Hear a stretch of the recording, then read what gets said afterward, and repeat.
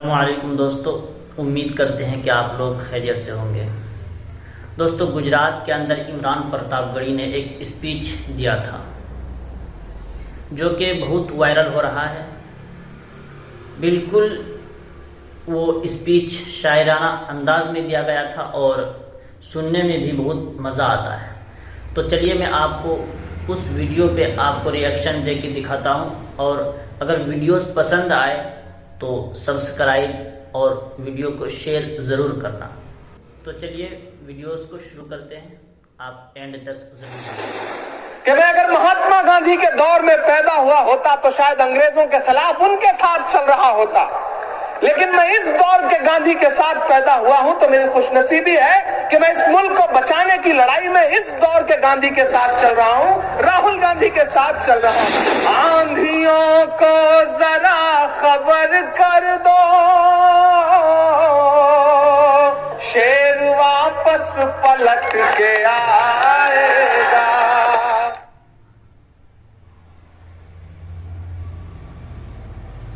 पहली बार आपके दयारे मोहब्बत में हाजिर हुआ हूं। माइक की आवाज थोड़ी सी बढ़ा दें।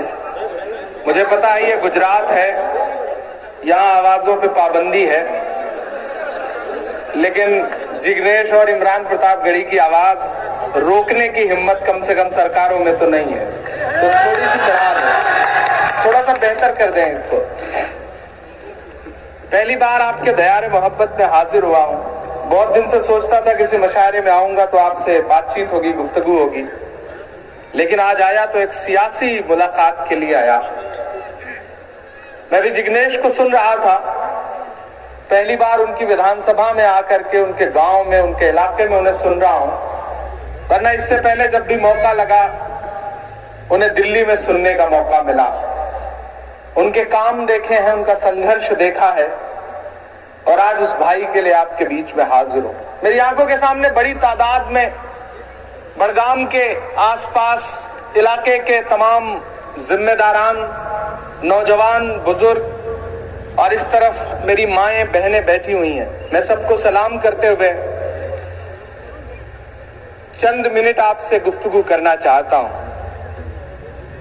रिश्तों की ये नाजुक डोरें तोड़ी थोड़ी जाती हैं, रिश्तों की ये नाजुक डोरें तोड़ी थोड़ी जाती हैं, अपनी आंखें दुखती हो तो फोड़ी थोड़ी जाती हैं। बड़गाम वालों, मुल्क एक ऐसे मुहाने पर खड़ा है कि जहां लड़ाई अब इस बात की नहीं बची है कि विधायक जिताओ या हराओ, एमपी जिताओ या हराओ। लड़ाई अब इस मुहाने पे आके खड़ी हो गई है कि इस मुल्क में आईन बचेगा या नहीं बचेगा, जमहूरियत बचेगी या नहीं बचेगी। लड़ाई उस मुहाने पे आके खड़ी हो गई। सर इसको ले लो माइक। चंद लोग हैं इस मुल्क में, छोड़ दो आप छोड़ दो, मैं कर लूंगा,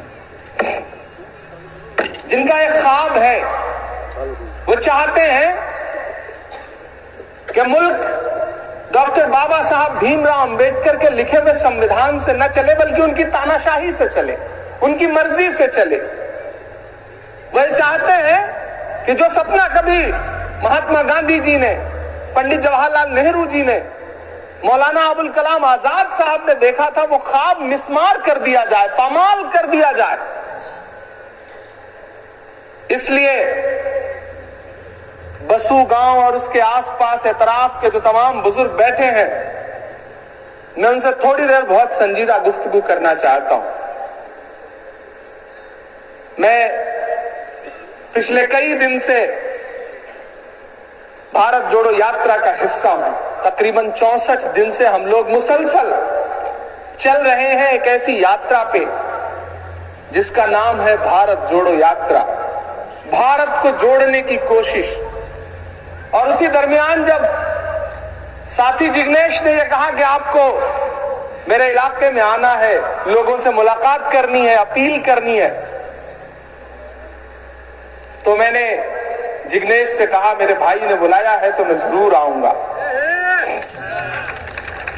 और जिग्नेश, मैंने तुम्हें देखा है जंतर मंतर पर दहाड़ते हुए, मैंने तुम्हें देखा है बिल्किस बानो के लिए अहमदाबाद से लेकर के दिल्ली की सड़कों पर मुसलसल आवाज उठाते हुए मैंने देखा है तुम्हें। इसलिए भी मेरे भाई मैं तुमसे ये कहना चाहता हूं, मैं तो शायर हूं, सियासत में तो पता नहीं कैसे आ गया, नसीब लेके आ गया, वरना मैं तो शायर हूं और मैं तो शायरी की जबान में गुफ्तगू करता हूं। और मैं अलल ऐलान यहां खड़ा होकर के कह रहा हूं कि दायरे में सिमट के आएगा, हर रवायत से हट के आएगा। थोड़ी थोड़ी ठंड है, मुझे पता है, आप भी खामोश खामोश से हैं, हाथ बांध के बैठे हैं। मैं चाहता हूं कि मुझे वो जिंदा दिली नजर आए जिसके लिए यह इलाका जाना और पहचाना जाता है। उधर जो पीछे लोग खड़े हैं, पीछे जो लोग बैठे हैं, इधर जो साथी खड़े हैं, मुझे एक एक शख्स की शिरकत चाहिए। मैं चाहता हूं कि वो जोश, वो जज्बा दिखे जो इन फासिस्टों से लड़ने के लिए दिखना चाहिए। तब मैं ये मिसरे पढ़ रहा हूं कि दायरे में सिमट के आएगा, हर रवायत से हट के आएगा, आंधियों को जरा खबर कर दो। सच्चे मिसरे होंगे तो कोई हाथ खामोश नहीं रहेगा। आंधियों को जरा खबर कर दो, शेर वापस पलट के आएगा, शेर वापस पलट के आएगा। बड़गाम वालों, इस बार भाजपा बड़ी मुश्किल में है। हिमाचल हार रही है, वोटिंग हो चुकी है, वहां सरकार बदलने जा रही है। मोदी जी को यहां की भी आहट मिल गई थी कि ये जो डबल इंजन की सरकार है, इससे गुजरात की आवाम बहुत नाराज है। पिछली बार तो वो हारते हारते बचे थे, सांस अटक गई थी, हालत यह हुई थी कि पानी में जहाज उतारना पड़ गया था, करतब दिखाने पड़े थे।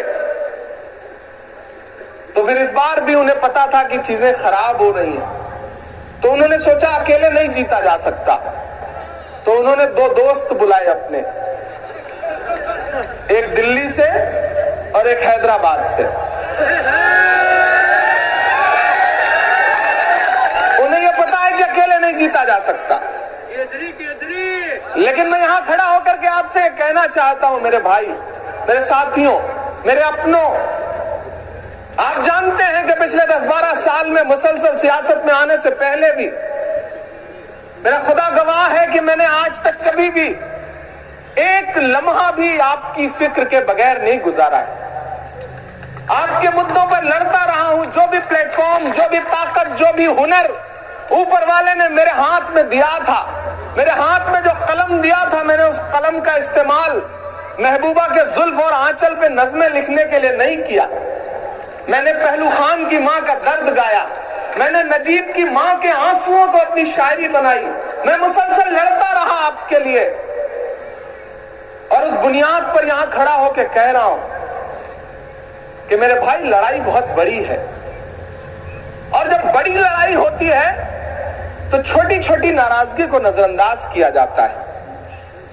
हो सकता है किसी बात पर शिकायत हो सकता है कभी फोन ना उठ पाया हो, किसी मसले पे आपके साथ बातचीत ना हो पाई, लेकिन जब लड़ाई बहुत बड़ी हो तो छोटी छोटी चीजें नजरअंदाज करनी पड़ती हैं।